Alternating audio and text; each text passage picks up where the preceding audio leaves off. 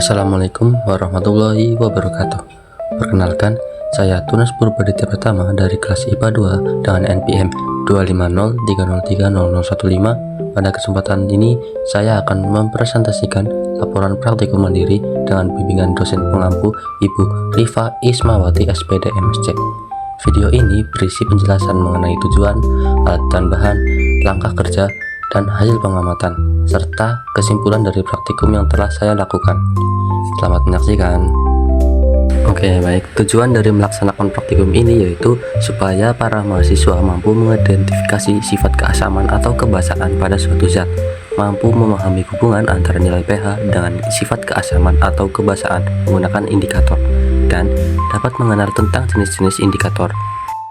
Alat serta bahan yang digunakan dalam praktikum kali ini adalah: pertama, plat tetes, pipet tetes, gelas kimia, botol semprot, batang pengaduk, gunting, dan karter, lumpang alu, dan alat pemarut.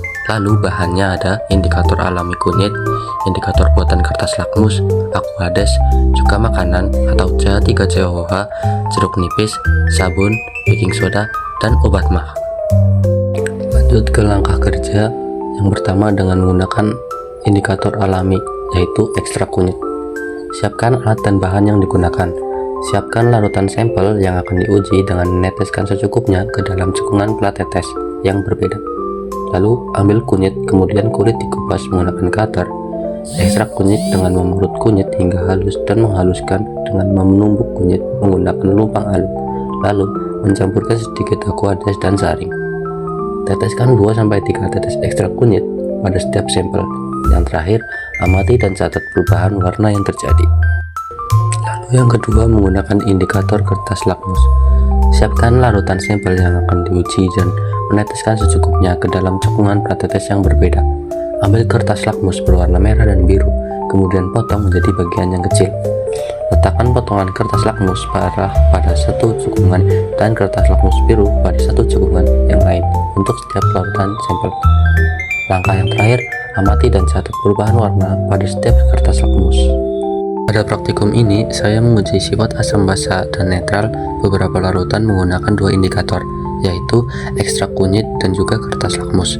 Dengan indikator kunyit, larutan asam seperti aquades, cuka, dan jeruk nipis tidak mengubah warna kunyit, sedangkan larutan basa seperti sabun, soda kue, dan juga obat mah berubah menjadi oranye atau coklat. Dengan kertas lakmus, larutan asam mengubah lakmus biru menjadi warna merah, sementara larutan basa mengubah lakmus merah menjadi warna biru. Hanya pada obat mah terdapat sedikit ketidaktepatan karena kemungkinan konsentrasi yang terlalu encer. Secara keseluruhan, kedua indikator dapat menunjukkan sifat larutan dengan baik, meskipun kunyit lebih sensitif terhadap larutan basa.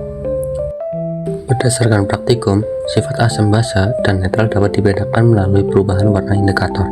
Ekstrak kunyit hanya berubah warna pada larutan basa, sedangkan larutan asam dan netral tetap warna kuning. Kertas lakmus memberikan hasil yang lebih lengkap. Lakmus biru berubah pada cairan asam dan lakmus merah berubah menjadi biru pada sifat basa. Dari pengamatan, cuka dan jeruk nipis termasuk asam, sabun, soda kue, dan obat mah bersifat basa, sedangkan aquades bersifat netral. Meskipun ada sedikit ketidaktepatan pada obat mah, secara umum kedua indikator berfungsi dengan baik dalam mengidentifikasi sifat larutan.